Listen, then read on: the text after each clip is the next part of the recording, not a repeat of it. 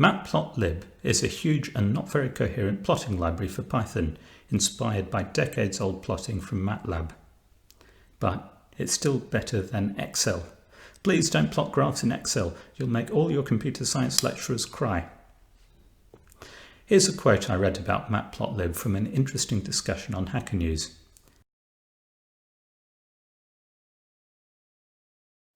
Very powerful and very awful. Nothing makes any sense and it's so profoundly unintuitive, but of course use it I must. Basically, whatever you do in computer science or in life, you'll have to plot graphs. Bite the bullet, embrace the pain of Matplotlib. After a while you'll get used to it and you'll be able to produce beautifully informative graphics. There are some alternatives to Matplotlib. You may come across people who use Plotly, but it's too limited in what it can do. Many people use Seaborn, but it's just a thinnish wrapper over Matplotlib, and you'll end up having to face Matplotlib in the end.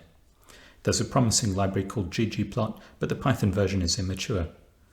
You're welcome to use those libraries for the graphs that the TIX asks you to produce, but I do think that in the end, Matplotlib will be the easier route. The way you should use this notebook is read section 1 to learn about the basic structure of plotting code, and then skim through the rest looking at pictures. When you see something you like the look of, either in this notebook or in one of the many plotting galleries you can see online, then dive into the code and see what they did. But it will be hard to make sense of the code unless you have the basic structure from section 1 straight in your head.